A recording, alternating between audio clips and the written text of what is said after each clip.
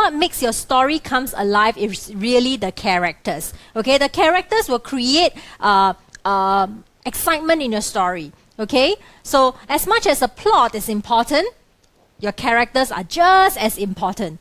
All right, so you cannot neglect your character. There are a lot of students who write their story without developing their characters. So character is just a person. Mary saw this. Mary met this person. This happened to Mary, and that's it. Okay, so the story has no depth. All right, and then of course it's not interesting.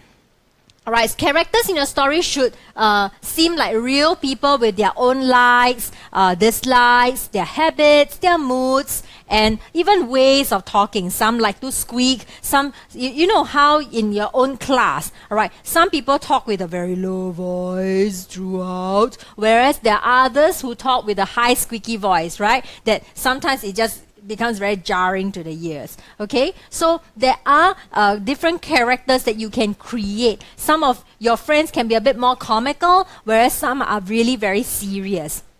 Okay, sometimes you just want to crack a joke and then this person takes offense. Then you will realize that, oops, this person doesn't like to joke. He can't take jokes. Okay, so these are real characters that you can inject into your story. Okay, so I'm giving you a character checklist. As you are preparing your story, remember how I talked about plot, right? You have to plan out your story before you start to write. Now, when you are doing your plot and your planning, you should also have in mind the character. Okay, what kind of character do you want to portray in your story that will make your story come alive?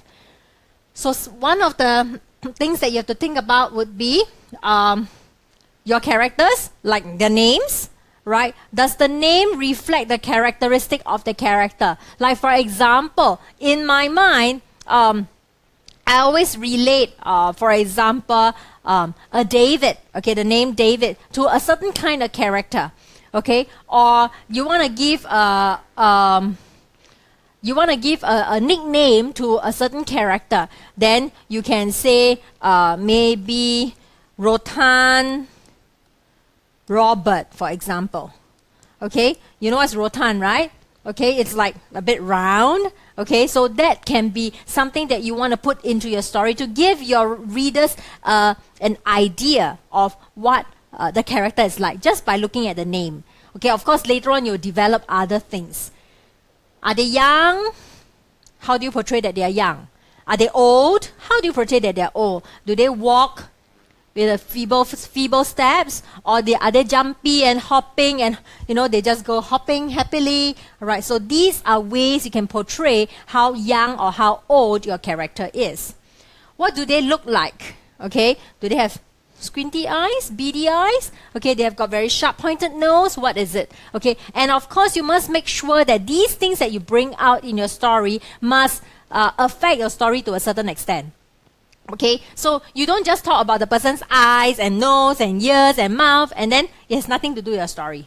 Okay, like I've mentioned to students before, like if you want to portray somebody with a very shady character, like you want to portray that this person is like a thief or something, or a robber, so usually they have what? Beady eyes, right? Okay, or maybe a scar on the face. He looks sheepish, mousy looking, something like this. Okay, what sort of personalities do they have? Are they the chirpy kind, the optimistic kind of person, happy-go-lucky, or they're the lazy, slothful, can't be bothered? Okay, what kind of characters, personalities do they have? Usually happy, nasty, confident, or shy?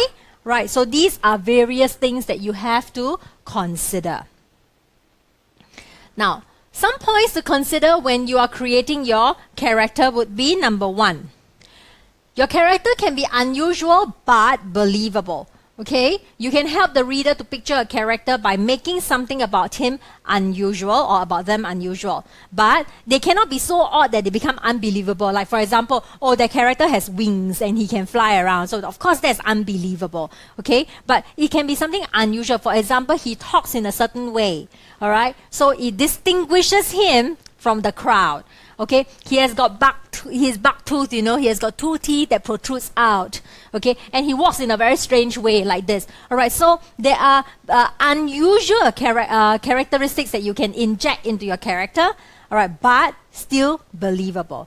The person can talk with a stutter when he is nervous, okay, or he is always very shy. He has got a habit of twiddling with the corner of his shirt. All right, so these are all unusual, but yet believable, because there are people like that. Or he must always carry his security blanket everywhere he goes. Okay. Now, how about the inner thoughts? A character must have some inner thoughts. Knowing how a character is feeling is very important, right? So don't just say, Steve is frightened, Steve is scared. How frightened is he?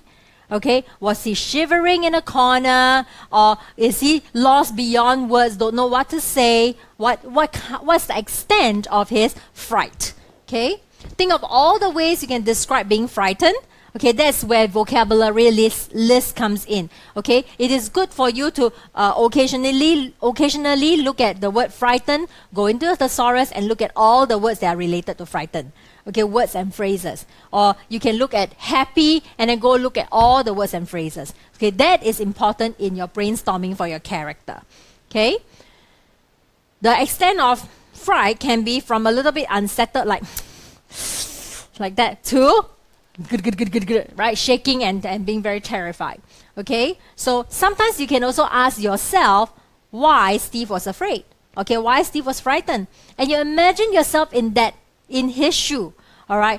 Going through the explosion or whatever. Okay? And then how would you feel? Okay? A lot of times we live in this world that we build. We say, oh, nothing, we're not afraid of anything. Oh, it's fine, I will just do this, I'll do that, I'll karate kick and this and that. But in truth, when you really see it or you really experience it, you get frightened. Okay? Number 3 would be the behavior. Right? If you have planned your characters well, you would know how they would behave in a certain situation. So sometimes I do encourage students to have a certain Susan character, somebody who is always frightened. Okay, when he's frightened, when she's watching a horror movie, how will she react? She would cover her eyes like this, and then we just scared and yet want to watch, right? So you cover and then have a little bit of hole, okay, to see what is it like. You know, so that Susan could be this. And then you will have a Jack who is very brave, you know, and is not afraid and enjoys watching horror movies. And then you have another, maybe David, who is scared but pretends to be brave, you know, and say, oh, I'm not afraid, like that, when the lights are out. So, have such characters in mind, okay, so because that will help you to write out the behavior in different situations. All right. If you need a reference point, always take your friends and your family as a point of reference. Okay. Decide how your characters will act towards one another as well. Okay. In an event where you are snatching for a toy, there's only one toy or one drumstick left on the plate, and both of you are eyeing at it. Okay. How will Susan react? How will David react? How will Jack react? Okay. So all these, of course, different people react differently, right? If something awful happens, like right in front of you, bang, there's an accident. Okay, how will Susan react? That cowardly, afraid, you know, always afraid, that girl. Okay, how about David? How will David react? Always trying to be brave, but actually is a scaredy cat. Or how will Jack behave? The natural leader who handles all situations very well. All right, so all these can be taken into consideration when you're planning. And please do not plan only when you're doing your exam. You are supposed to be constantly thinking up your characters, because once you have got these characters set in place, when you're writing a story in your exam, it becomes very much easier. Okay?